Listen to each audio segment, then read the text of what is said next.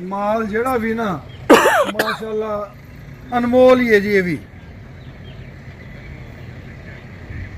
ये फिर किसले ना तुहानू हले इन्हां दे फार्म विच भी कुछ खलोते ने 2-4 जानवर जेड़े खास ने। एक सोहनी मझ है अपना, सोहनी इत्थे आई है, सोहनी उत्थे वे, सोहनी इत्थे वे। अच्छा चलो जी, सोहनी भी इत्थे आई जी, सोहनी बहाने दा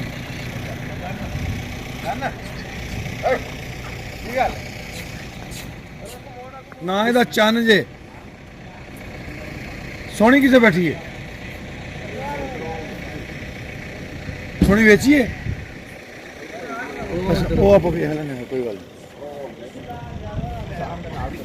ना ने जी। मझां दे कबूतरी हमेल आओ एवं मुख्तलिफ ना ने जी। आ वेखो जी, एक ही सवावी, सवावी है जी।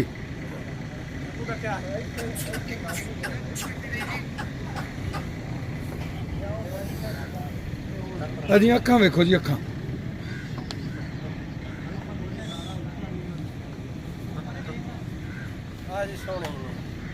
आ सोहनी जी माशाल्लाह। ए सोहनी है।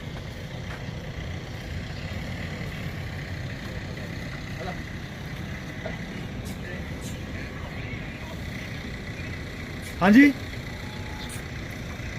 ये नीली जी, नीली प्योर नीली। नीली रावी का क्रॉस नहीं है जी। हाँ प्योर है।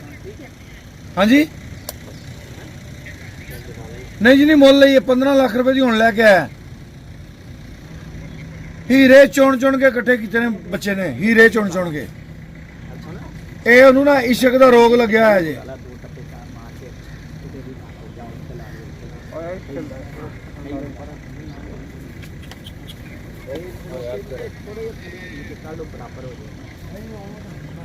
हाँ जी,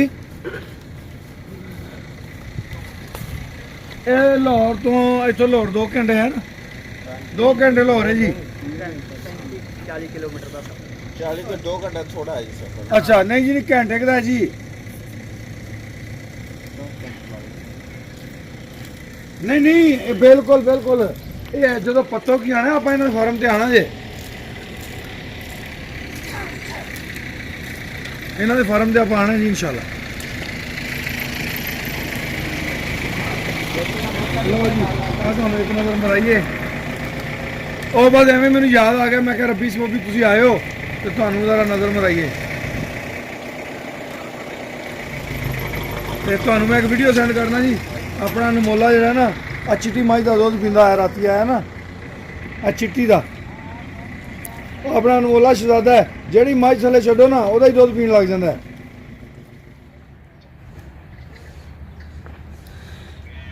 ਆ ਸੋਹਣੀ ਮੱਝ ਖੜੀ ਜੇ।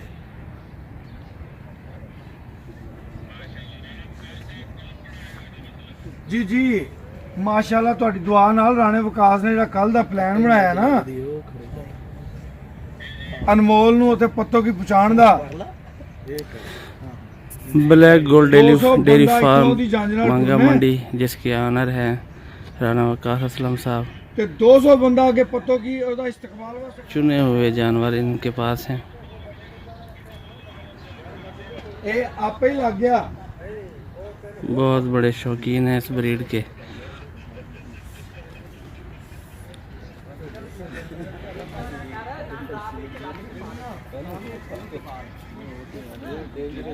और प्योर ब्रीड देखने में को मिलती है इनके यहाँ। ये देखें जी माशाल्लाह, एक से एक बढ़कर जानवर है, भरपूर खूबियों के साथ। रात जब हम इनके फार्म पे आए तो हर भैंस को नाम लेकर वो बुलाते रहे और भैंसें रेंगती हुई उनके पास आईं। ये सूरत हाल है जी उनके शौक की। और वो नज़ारा बड़ा दीदनी था जब मैंने देखा पहली दफ़ा कि जानवर नाम बुलाने से उनके पास आ रहे हैं और हर जानवर का नाम रखा हुआ है उन्होंने। और नब्बू वालियां भी हैगियां ने और पता नहीं किदे किदे वालियां हैगियां ने। कुछ जानवर अभी फार्म पे भी मौजूद हैं। इन जानवरों में 15 लाख रुपए में खरीदी गई एक भैंस भी है, जो पहले मैं आपको दिखा चुका हूँ।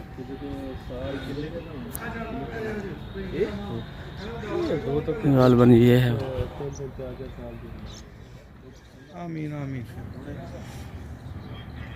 फार्म जरा टाउन है ना जी, ये राणा वकास साहब ने कट के सेल किया जी। हाँ, अल्लाह ने पैसा भी दिता, दिल भी दिता है, आजी भी दी है, गल करने का तमीज तरीका भी दिता है।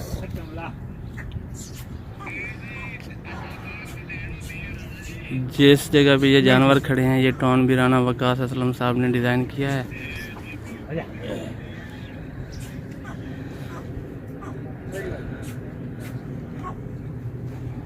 बड़ा इन्ना इश्क करता समझ लो इन्होंने नाल, उस इश्क सारी सारी रात नहीं जे सौंदा, 12-12 बजे तक अपने बाबे नाल ही गल्लां करदा रहिंदा है।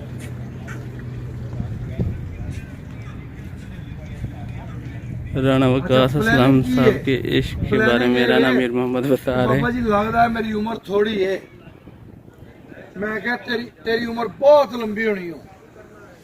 कहता जे मैं जींदा रहा ना, पंजाब के 36 जिले ने, तो मैं 36 जिले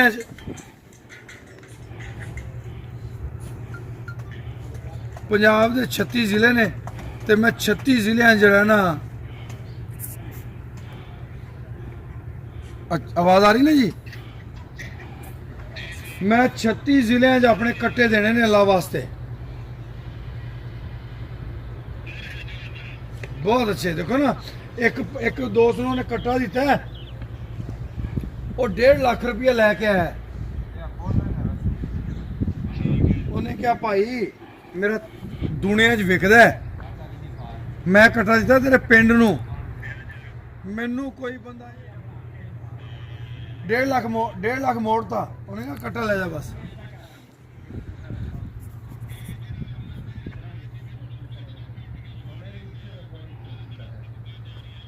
मैं इसलिए उनका मैं कहा तू मरदा ही नहीं। देखो ना, ये तो आरसी जिंदगी है। राणा साहब बता रहे हैं राणा वकास असलम साहब के इरादों के बारे में कि उन्होंने ये आज़म किया हुआ है कि इस ब्रीड का एक एक कट्टा ज़िंदगी रही तो इंशाअल्लाह पंजाब के हर ज़िले में डोनेट करूँगा। पिछले दिनों कुछ दोस्त उनसे कट्टा लेने के लिए आए तो उन्होंने 1.5 लाख रुपया उनको देना चाहे, तो उन्होंने ये कहकर वापस कर दिए कि ये मैं आपको नहीं दे रहा, मैं आपके इलाके को दे रहा हूँ, और वो गिफ्ट कर दिया उन्होंने उनको। अल्लाह पाक ऐसे लोगों को ज़िंदगी दे, लंबी ज़िंदगी दे इनको, जो लोगों की भलाई खैर खाई के लिए सोचते हैं, काम करते हैं। राणा वकास असलम साहब भी उन खूबसूरत ज़हनियत वाले लोगों में से एक नौजवान हैं।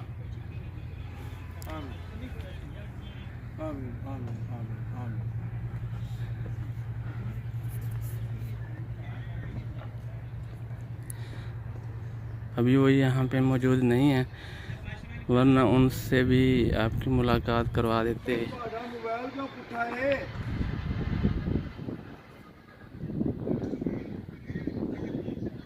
आहो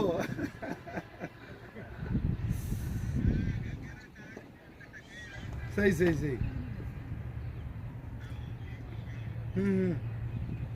वो कितने लाइट पई है तो रोशनी च पता लग्या, हुण तो वैसे नेरा ही है ते बाहर नहीं, हुण भी पुट्ठा जे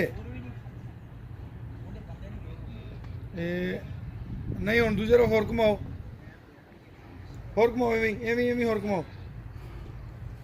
हाँ हुण सीधा हो गया, बिल्कुल बिल्कुल फिट है।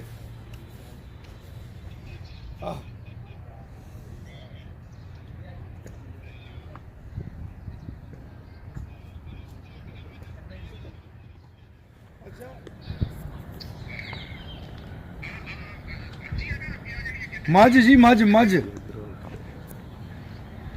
ये जवान ने 9 लाख रुपए की खरीदी जे जी जी।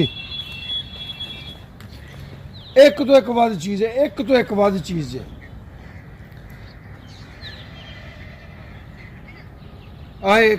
ਆਓ ਜੀ ਗੜਾਪਾਂ ਕਹਿੰਦੇ ਨੇ ਕੱਟੀ।